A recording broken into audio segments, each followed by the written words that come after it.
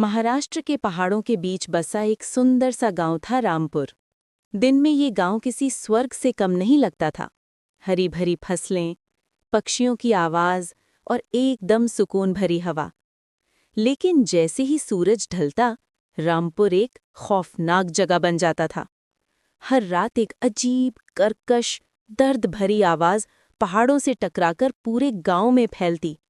कभी हंसी की गूंज, कभी किसी के रोने जैसा स्वर, तो कभी पेड़ों के बीच दौड़ते हुए कदमों की आवाज। गांव में रात होते ही सन्नाटा छा जाता। लोग अपनी खिड़कियां बंद कर लेते और बच्चे तो अंधेरा होते ही बिस्तर में छिप जाते। गांव से थोड़ा दूर एक घना जंगल था। उस जंगल में एक पुराना बरगद का पेड़, जिसके बारे में कहा जाता था, उस पर एक भूतिया औरत रहती है। रात होते ही वो लोगों को अपने पास बुलाती है। कहानी ये थी कि वो औरत एक समय में गांव की ही थी, लक्ष्मी नाम की। वो बहुत दयालु थी, लेकिन एक रात उसके साथ भयानक हादसा हुआ और उसी रात उसने वही बरगद के पेड़ के नीचे दम तोड़ा। तब से उसकी आत्मा उस पेड़ पर भटक रही थी। गांव में एक लड़का था, राजू।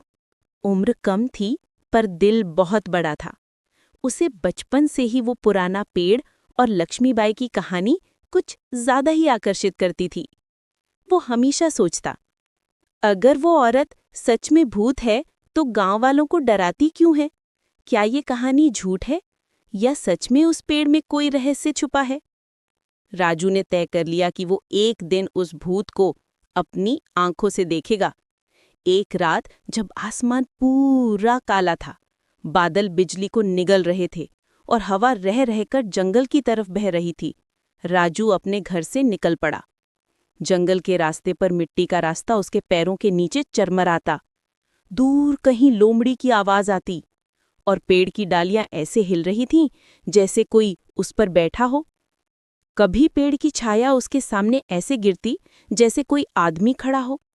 कभी हवा उसके कानों में फुसफुसाती, वापस जा, वापस जा। पर राजू नहीं रुका।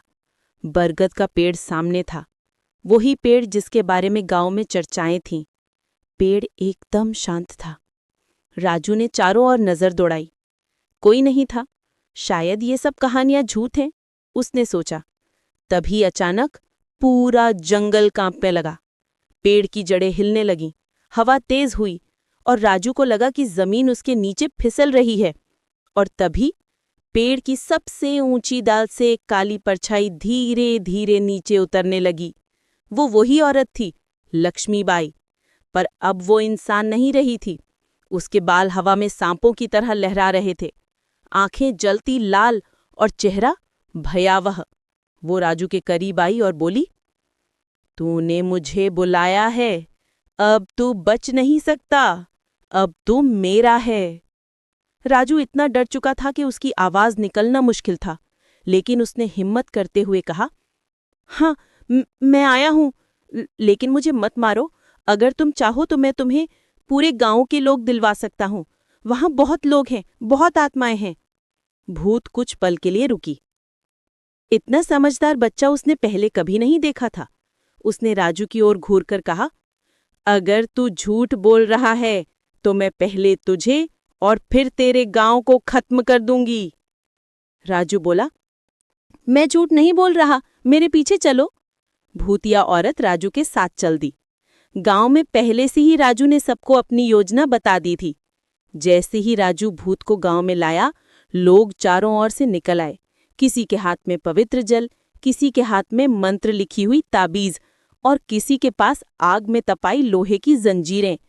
जैसे ही भूत गांव की चौपाल में पहुंची, गांव के बुजुर्ग पंडित ने जोर से मंत्र पढ़े। पेड़ हिलने लगे, हवा रुक गई और भूत चीखने लगी, तुम सब मुझे धोखा दे रहे हो, राजू, तूने गद्दारी की। लोगों ने उसे पकड़ लिया और सीधा